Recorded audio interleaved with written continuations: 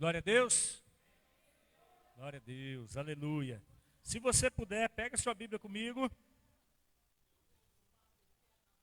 Carta de Efésios, hoje será o capítulo 5, do qual nós estamos chegando aí praticamente já ao final.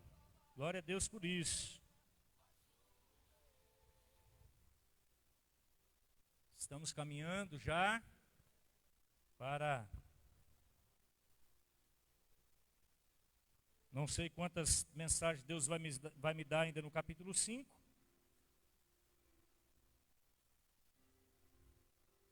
Mas nós vamos estar caminhando em conhecer. E como está sendo bom, amados? Como está sendo bom esse tempo de caminhada pela carta de Efésios. Estamos muito contentes com o que Deus está falando ao nosso coração. Muito contente mesmo. Todos acharam? Cadê as meninas? Pode colocar Efésios capítulo 5.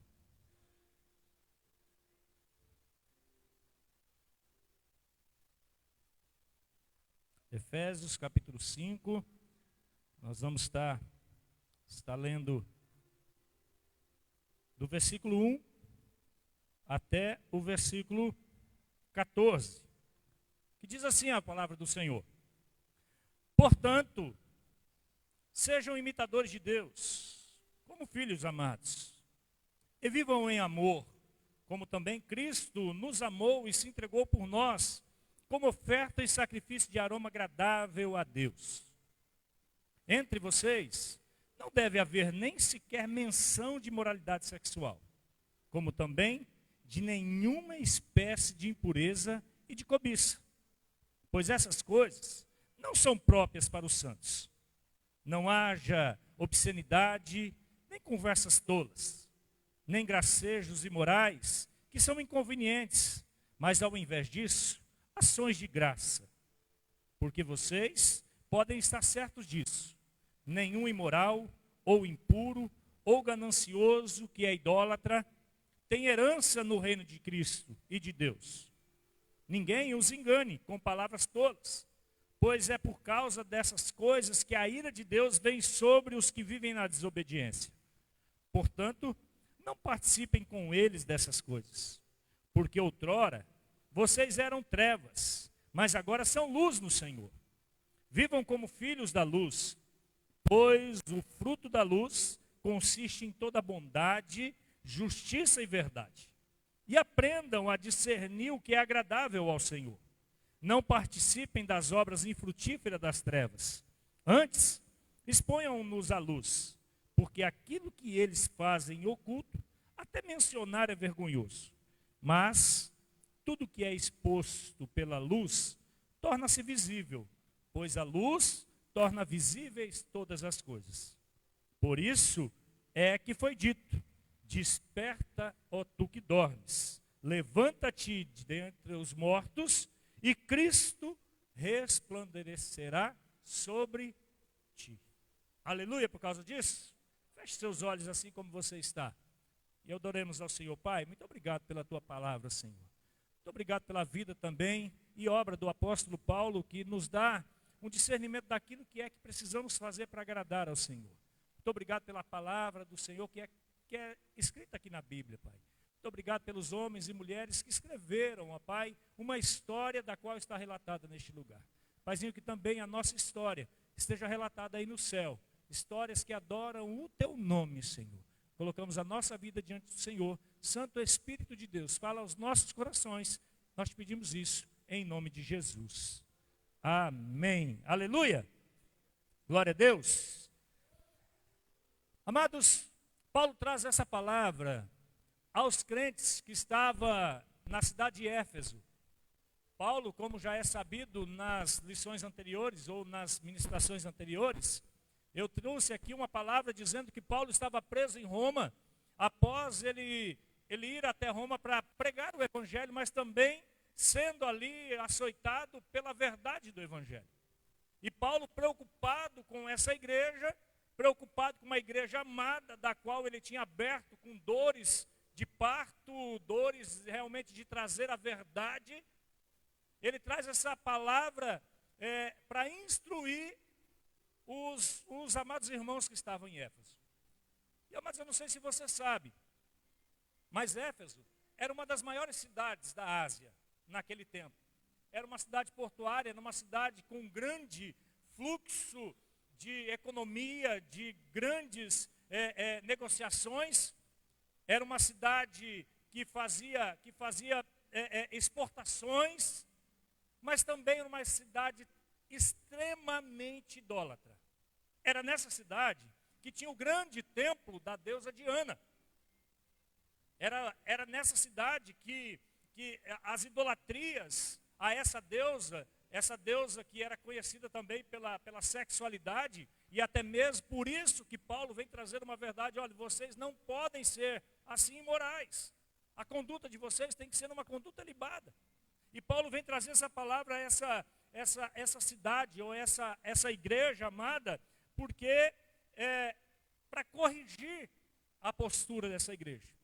Era uma igreja que Paulo começa no capítulo 1, 2 e 3, só para te relembrar, dizendo: olha, vocês eram. E o que é que vocês eram? Vocês eram mortos. E essa palavra também cabe a nós. Vocês, antes de conhecer a Cristo, antes de Cristo entrar na vida de vocês estavam mortos. Por quê? Porque a prática do pecado é justamente a morte. Então, vocês estavam assim. Vocês eram filhos das trevas. Vocês eram destinados ao inferno. Mas Cristo veio e mudou tudo isso. Cristo veio, mudou todo esse cenário. Por quê? Porque Cristo, sendo Deus, Cristo sendo o grande enviado de Deus, ele veio, morreu por vocês, e não só morreu por vocês, mas ele também deu agora um novo destino, como também uma nova descendência. Amém por isso? Capítulo 1, versículo 3, ele vem dizer: olha, vocês não precisam ser abençoados. Vocês não precisam correr atrás das bênçãos. Por quê? Porque vocês já foram abençoados. E que tanto foram abençoados? Vocês foram abençoados com todas as sortes de bênção nas regiões celestiais. Então, no capítulo 4, Paulo vem trazer agora a instrução, dizendo: olha, tudo que vocês aprenderam no capítulo 1, 2 e 3, que vocês eram mortos, vocês não podiam produzir nada que agradasse a Deus, mas através de Cristo Jesus, aquilo que ele fez na cruz, tornou vocês filhos de Deus. E agora, porque vocês são filhos de Deus, a conduta de vocês precisam ser condizente com aquele que chamou vocês para a maravilhosa luz. Paulo vem trazer essa verdade. E quando entra no capítulo 5, Paulo continua nessa prática. Porque, amados, a retórica, a nossa palavra não pode estar desconexa do nosso caminhar. Porque Jesus, por muitas vezes, ele embatia com os fariseus. E os fariseus, eles gostavam, até Jesus vai dizer assim: olha, não façam que nem eles, indo para as praças, para as esquinas, adorar a Deus, levantar a voz. Eita, mas olha como Deus é grande, Deus é poderoso, Deus é isso. Mas a conduta deles não era a conduta de alguém que servia a Deus. Ao ponto que Jesus mesmo, lá quando ele estava sendo batizado, ele dizia: olha, vocês, raça de víboras, por que vocês vêm para ser batizados aqui? Por que vocês estão caminhando desse jeito? Vocês têm que praticar obras que realmente mudem a vida de vocês. Então Jesus, ele batia muito na hipocrisia. Ele batia muito no viver distante daquilo que se fala. Por isso que é importante, amados, a nossa palavra caminhar de acordo com as nossas palavras. Porque talvez os outros não venham a descobrir qual é a mentira que nós vivemos. Mas Deus sabe, Deus conhece.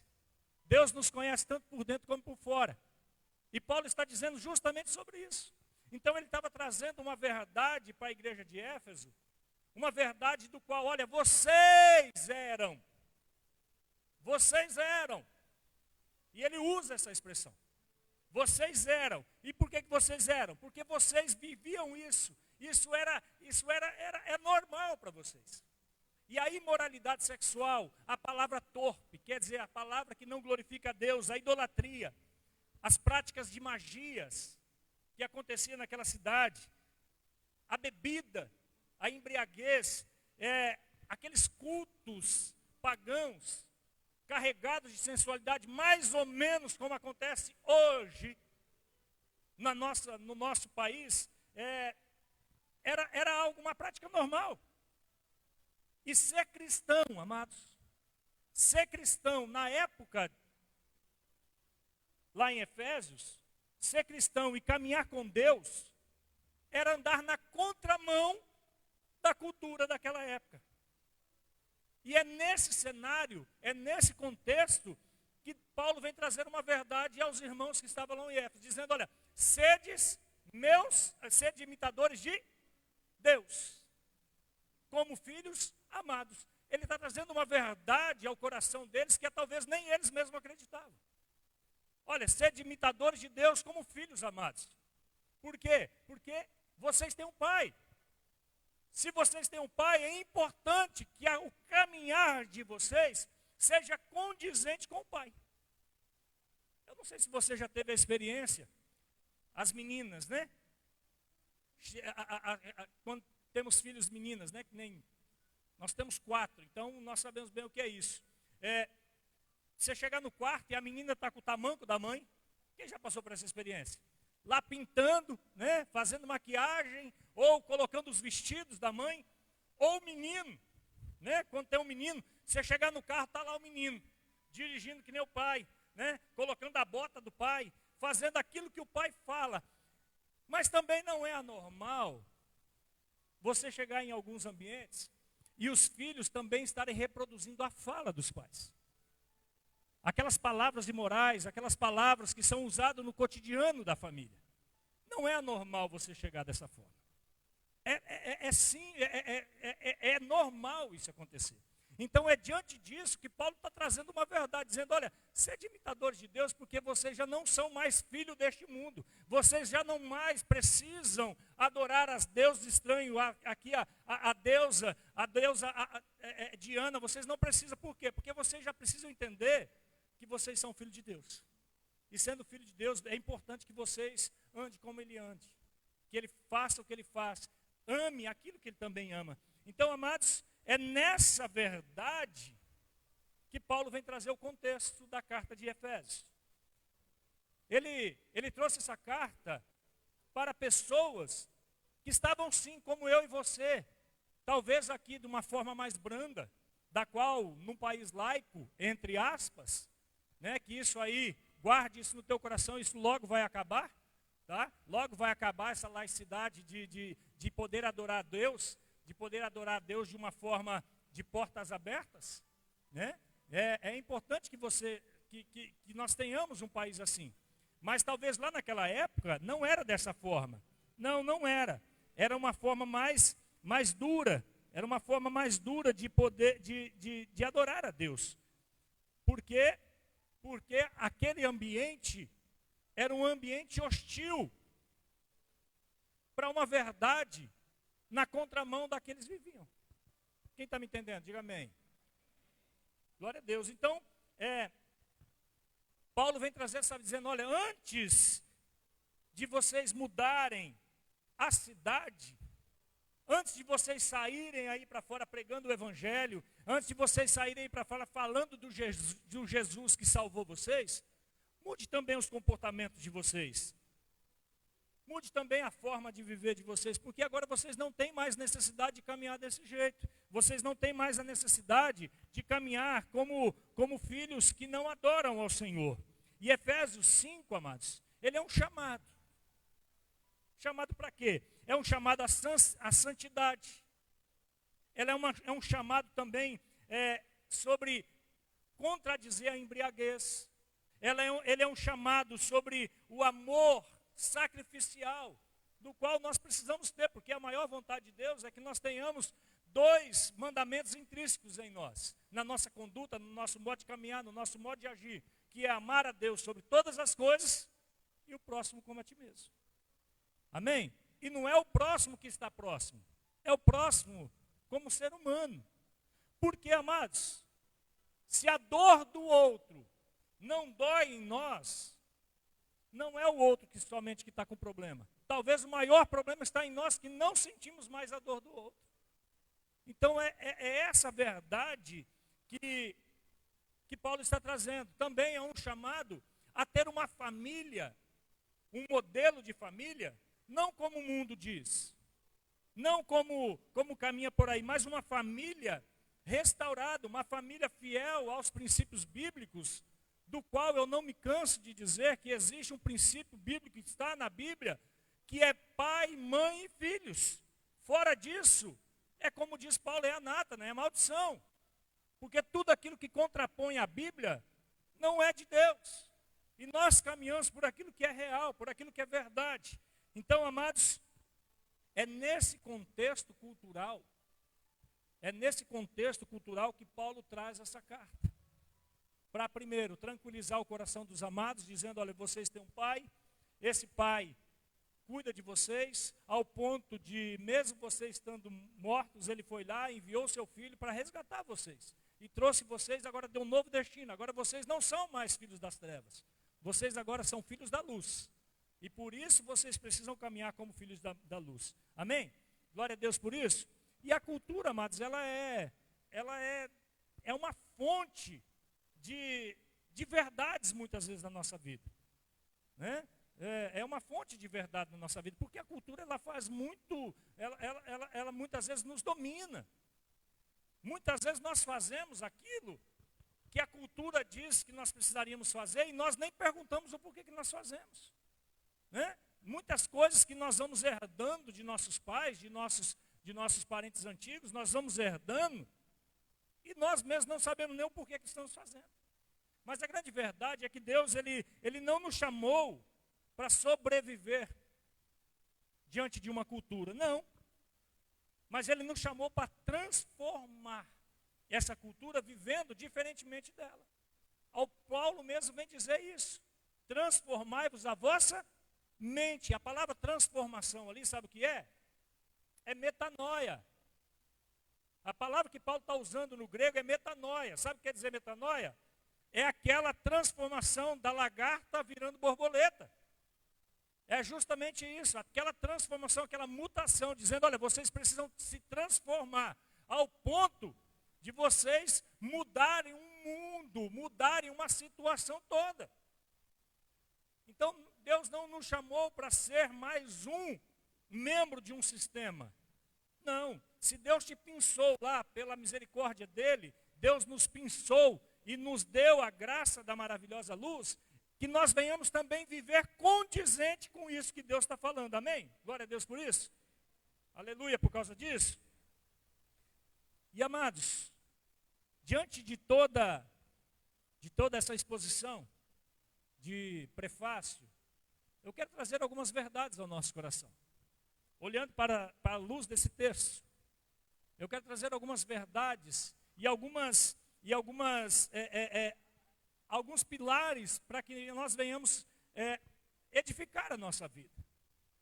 Entendendo primeiramente que nós também estamos inseridos aqui. Não adianta levantar aqui, abrir o guarda-chuva e dizendo, olha, seria importante que fulano estivesse aqui para ouvir essa palavra. Não, se você e eu estamos aqui, é porque essa palavra é para mim e para você, amém? Glória a Deus por isso. Então é importante que nós venhamos entender esses pilares como fonte de vida. Então, olhando para o texto do qual nós lemos, Paulo vem trazer 3 verdades aqui ao nosso coração, como filhos. Pilares dos quais nós precisamos caminhar, ajustando a nossa vida, trazendo isso para a nossa mente, colocando como pilares de mudanças e caminho, mandamentos. E olhe bem, sabe o que quer dizer a palavra mandamento? Sabe o que quer dizer a palavra mandamento? A palavra mandamento não é só uma ordem. Mas a palavra mandamento, ela vem do original dizendo rua, perímetro. É por onde nós devemos caminhar. Essa é a palavra mandamento. Mandamento é o mesmo que um lugar por onde eu preciso caminhar. Então o mandamento de Deus, através da vida do apóstolo Paulo, aqui 3 pilares que eu quero trazer ao seu coração e ao meu coração nessa noite. O primeiro, se você quiser anotar aí, como filhos amados, nós precisamos andar em amor. O segundo pilar que eu quero trazer nessa noite para você e para mim, como filhos amados, nós precisamos andar na luz. E o terceiro pilar, que eu vou destrinchar nessa noite, que nós precisamos caminhar é que nós precisamos viver como filhos da luz. Amém? Então, vamos lá. Para o primeiro, andar em amor. Olha o que diz o versículo 1 e o 2 do capítulo 5 que nós lemos. Olha o que vem dizer. Portanto, alguém lê aí para mim, por favor.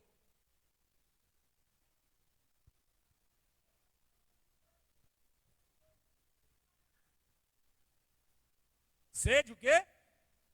Imitadores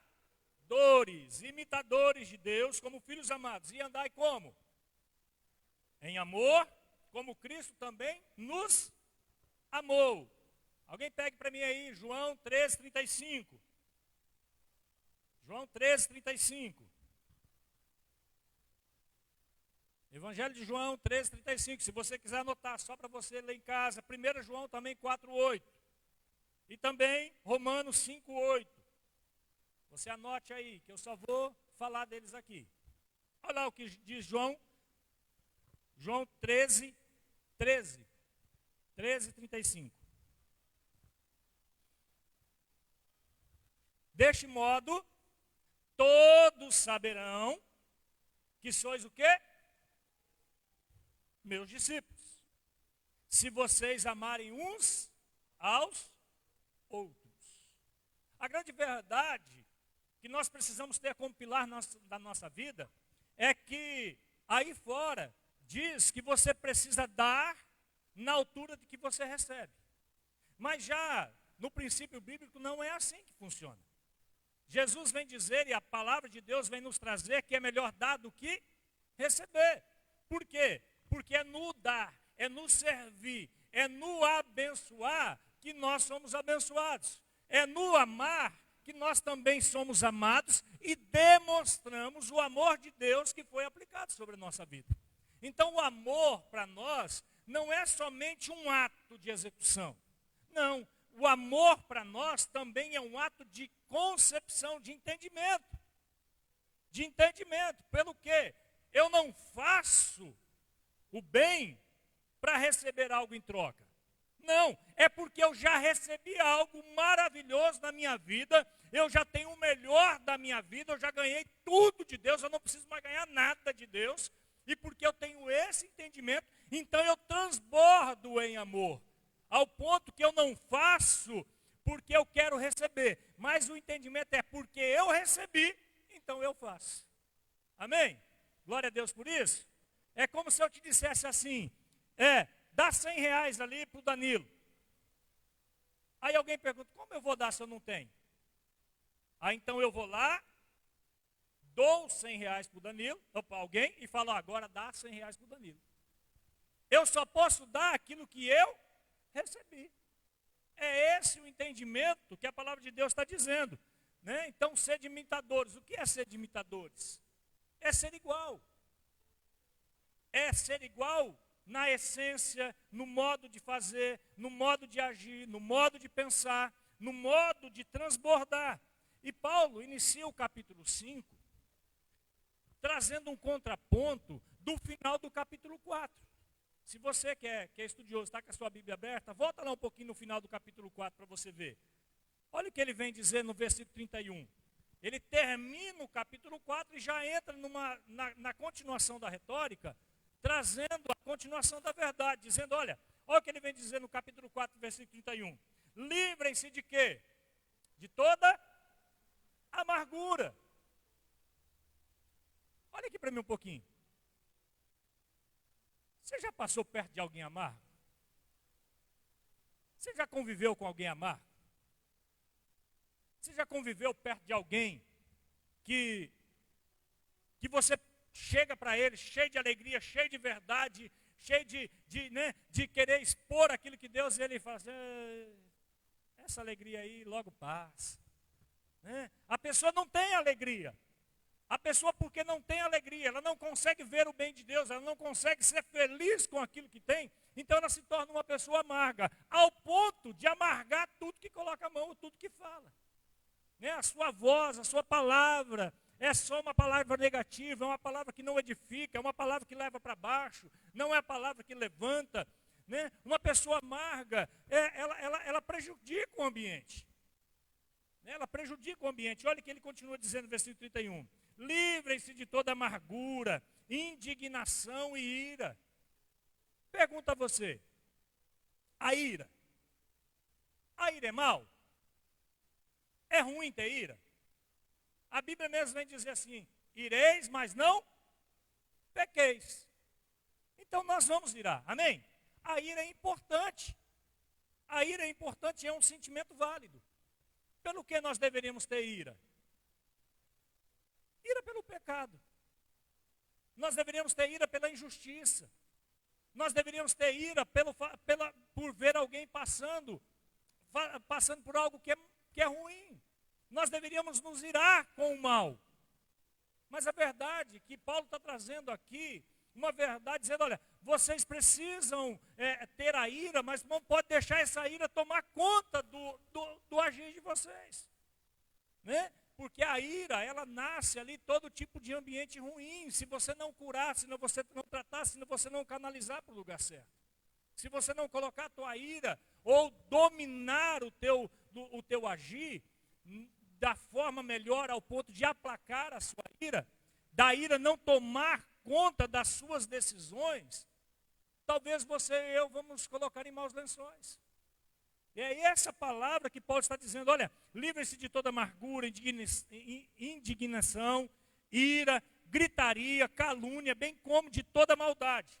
Sejam bondosos e compassivos uns para com os outros, perdoando-se mutuamente, como Deus nos perdoou. Gente, às vezes nós somos tão hipócritas com os nossos sentimentos. Como nós somos ruins às vezes. Nós queremos, como a palavra de Deus diz, nós queremos o bem de Deus, mas não queremos fazer o bem ao outro. Nós queremos o perdão de Deus, mas nós não queremos perdoar. É um sentimento que às vezes a gente não consegue dominar.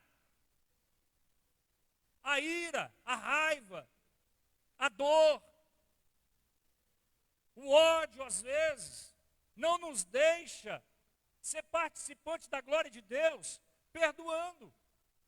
E é essa palavra que Paulo está trazendo no nosso coração, no qual ele já dá continuidade, dizendo, olha, vocês antes eram assim, agora vocês não podem mais deixar o coração de vocês dominado pela ira, pela maldade, pela ganância, por tudo isso. Pelo contrário, vocês têm que se indignar com isso, ao ponto de vocês se tornarem imitadores de Deus. É nessa verdade que ele vem trazendo. Olha, e Deus é o quê? Deus é amor. E se Deus é amor, Ele espera que nós também, que caminhamos para perto dEle, que nos achegamos a Ele, que nós venhamos imitar aquilo que Ele ama, aquilo que Ele faz, aquilo que Ele fala. E é nesse contexto que Paulo está dizendo, olha, porque como diz lá em 1 João 4,8, Deus é amor. Romanos 5,8 vem dizer assim, que Cristo amou primeiro. Cristo amou primeiro. Paulo, ele diz, olha, sede imitadores de Deus como filhos amados. Porque se nós nascemos dele, amados, se nós nascemos verdadeiramente do Senhor, o amor, ela não é só uma palavra da boca para fora. Mas o amor, ele é uma verdade no nosso coração. E nós precisamos entender sobre isso para que nós venhamos verdadeiramente ser igreja. Amar a Deus sobre todas as coisas, amar o próximo como a si mesmo, e nós servirmos a nossa sociedade, demonstrando o amor de Deus que foi derramado sobre nós. Porque Paulo, ele concorda com vários autores da Bíblia, dizendo, olha, o amor, ele não é um sentimento. O amor não é um sentimento, amados. Não é, o pronto que Paulo ele vem dizer, olha, o amor, ele não é fingido, o amor ele não arde em ciúmes, o amor é paciente, o amor é isso. Ele vem dizer o que é o amor, e o amor é diferente de paixão. Ele é diferente de paixão, porque a paixão tem prazo de validade. A paixão, ela para pelo caminho, a paixão, ela acaba com a doença, a paixão, ela acaba com as rugas, a paixão, ela vai acabando pelo processo, mas o amor não, o amor permanece. O amor, ele continua. O amor, ele tem continuidade, porque o amor não é pegado a coisas. O amor verdadeiro, e a Bíblia, eu falei isso nas versões passadas, que o amor na Bíblia ele tem algumas conotações. Diferentemente que a gente diz que ama a esposa, com a mesma palavra que a gente ama uma criança, com a mesma palavra que eu digo, eu amo meu carro, eu amo o sol, eu amo minha igreja, eu amo o meu irmão. Mas a Bíblia ele vem trazer uma palavra diferente, uma conotação diferente. Né? Ela vem dizer, olha, o amor eros, que é o amor de um homem para com uma mulher. O amor filos, ou filéu, que é amor de amigo. Né? E também o amor sacrificial, o amor ágape, que é o amor de Deus derramado sobre nós. Então é esse amor, agapós, né? No grego agapós, que nós precisamos tentar exercer com os nossos irmãos. Né? Tentar exercer com os nossos irmãos. Por quê? Porque o amor não é um sentimento. Ele não pode ser um sentimento. O amor não pode ser uma emoção. Ela precisa ser uma entrega diária. Ela precisa ser uma prática na nossa vida. Por quê? Como Cristo amou quem? A igreja. O que ele fez? Ficou só nas palavras de Cristo? Ficou só na demonstração por palavras? Não. Como Cristo amou a igreja, também se entregou por ela. Amém, amados? Glória a Deus por causa disso. Então, amados, a igreja primitiva, ela não cresceu por uma estratégia. Ela não cresceu por uma palavra desconexa. Não, ela cresceu porque amavam de verdade. Né? Eles amavam, eles davam a vida um pelos outros, eles se apoiavam, eles se resolviam os seus problemas. Também, nós precisamos, como filhos amados, nós precisamos entender que para ser imitadores de Deus, nós precisamos andar na luz. E andar na luz, amados, olha o que diz o versículo 3 e 7, do que nós lemos.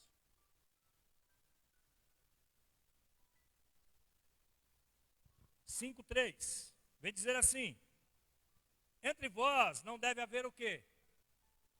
Sequer. Não deve haver sequer menção de moralidade sexual. O que é que ele estava dizendo aqui? Aquilo que eu disse antes. A cultura da sexualidade em Éfeso era aberta, era escrachada. Era aberta, era normal ter a sexualidade explorada através de roupas, através de atos, através de conversas. Porque, amados,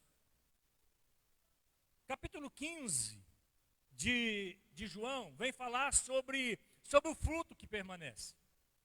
E nós temos um dizer que diz assim, que você conhece uma árvore pelo fruto.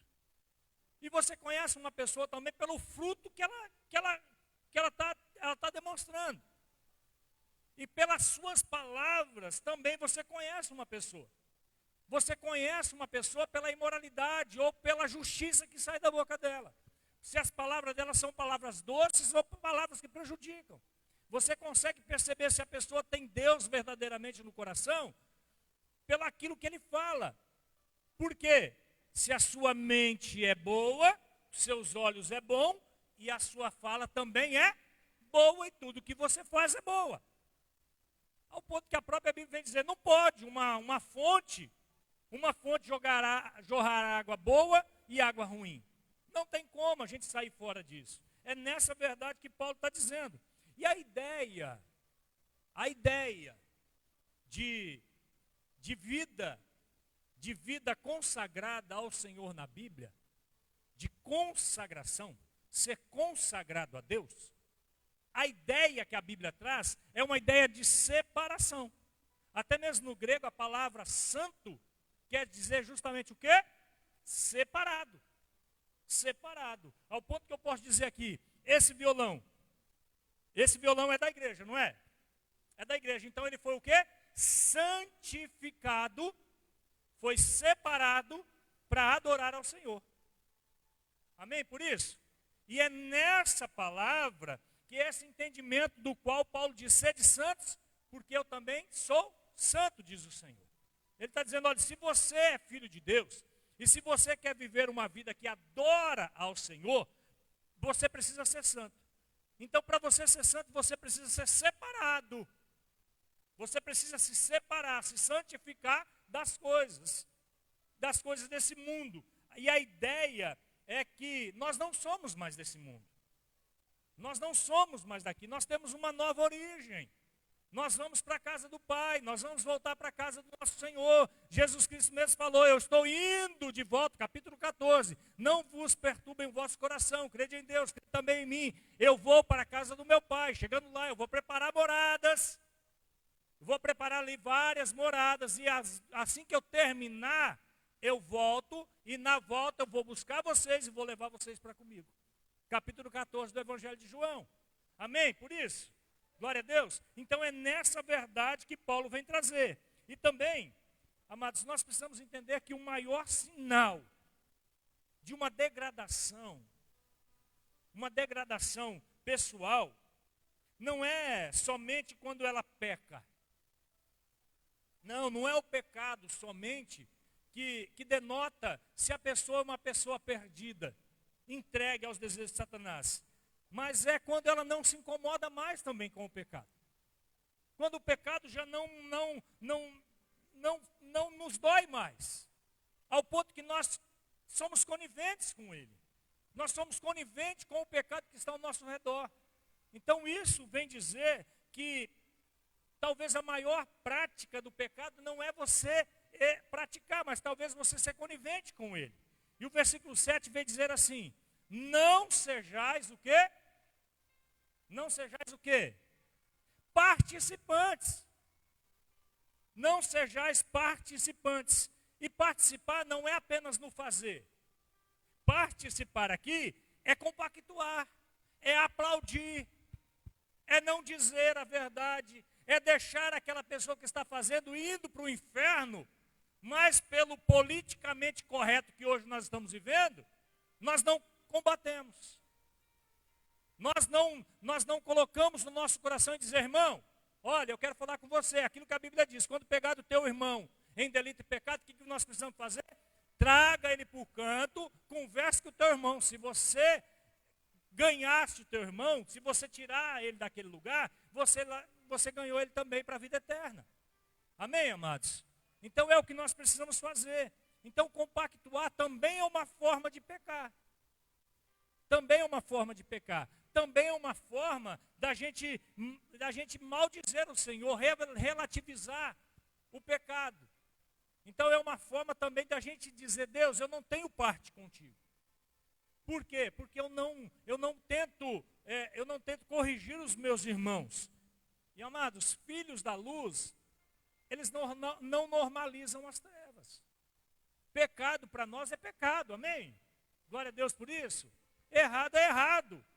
Errado para nós não é meio errado, não é meio incorreto. Não, errado é errado, certo é certo. O que passar disso é o quê?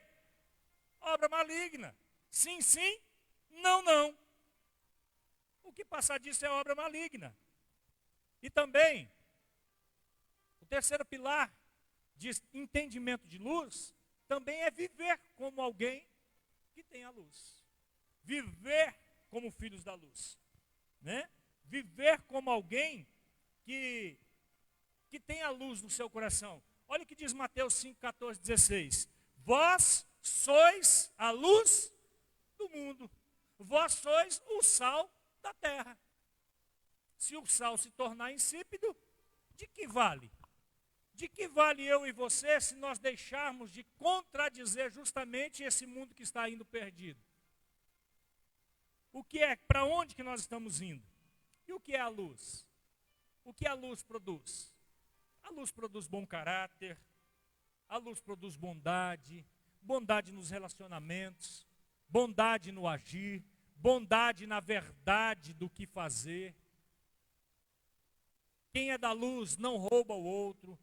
Quem é da luz, e olha bem, quando Paulo fala assim, não, aquele que roubava não rouba mais, ele está dizendo por quê? Porque naquela igreja de Éfeso, tinha muitos escravos que estavam se convertendo. E para um escravo, achar alguma coisa do seu senhor dando bobeira, para ele era simplesmente uma forma de pagamento. Né? Então ele está dizendo, olha, vocês que roubavam antes, não roubem mais. Porque é uma postura nova, é um entendimento novo do qual nós precisamos entender. E viver uma vida para a luz é ter uma justiça, não uma justiça que permeia naquilo que eu quero, mas uma justiça que é íntegra, que tem verdade, que tem transparência. Amém por isso, amados? Glória a Deus. Efésios capítulo 5, ele vem nos mostrar algumas verdades. E uma delas é que o amor, ele é o padrão do reino. Se existe uma forma do qual nós precisamos caminhar, é em amor. É caminhar em amor mútuo, de estender a mão, de perdoar e ser perdoado, de caminhar segundo a vontade do Senhor. Também é santidade, é ser separado deste mundo, é ter um coração santo diante do Senhor, diante dos irmãos. Amém por isso? Glória a Deus. E também, ele nos ensina que a luz é uma responsabilidade pessoal. Se eu sou da luz, eu preciso agir como a luz manda que eu faça. Glória a Deus. Quero te convidar você a se colocar de pé neste momento. Eu quero dizer algo para você nessa noite. Nós não fomos chamados somente para sobreviver espiritualmente. Não. Nós fomos chamados também para iluminar. E o próprio Jesus disse, olha, não se acende uma candeia ou uma lamparina e você coloca debaixo do candeeiro. Pelo contrário, você coloca no lugar mais alto, para que ilumine toda a casa. Nós somos filhos da luz. Nós precisamos manifestar o amor. Eu quero te pedir nessa noite, o que você vai fazer com toda essa verdade que você ouviu? Porque é muito fácil e prático você sair daqui, pegar isso tudo, colocar no teu bolso e dizer, domingo que vem eu estou aqui de volta. Mas eu quero te convidar a você fazer diferente nessa semana. E você praticar uma obra de bondade. Não sei o que é que o Espírito Santo vai te pedir. Eu não sei o que é que o Espírito Santo vai dizer a você. Se é você fazer que nem a irmã Naia contou para nós ontem, né? Que ela estava indo para o trabalho, né, irmã Naia? Passou na rua e ela viu um senhor cego tentando atravessar a rua e ele ia, voltava, os carros não passavam. Pois o Espírito Santo a incomodou até que ela voltou, parou o carro, pegou na mão do ceguinho, vamos embora, ceguinho, vamos atravessar. Atravessou a rua, montou no carro. Quando ela montou no carro, o Espírito Santo falou o coração dela, é isso que eu queria que você fizesse. E disse que ela começou a chorar, né, Maná? A senhora falou isso para nós ontem, compartilhou conosco ontem. Ela começou a chorar porque o Espírito Santo falou com ela e ela estava sensível ao falar do Espírito Santo. Eu não sei se é alguém que o Espírito Santo vai pedir para você pedir perdão. Eu não sei se é alguém que você vai ter que ligar e conceder o perdão. Eu não sei se é alguém que você vai ter que abençoar de uma forma. Eu não sei o que é que o Espírito Santo vai falar com você. Mas eu gostaria de que você entrasse na vibe do Espírito Santo e dissesse a ele, Senhor, conduza a minha vida, porque eu sou filho da luz. Aleluia, glória a Deus. Deus está perguntando a você nessa noite, quem verdadeiramente você é? Você já deixou de ser filho das trevas?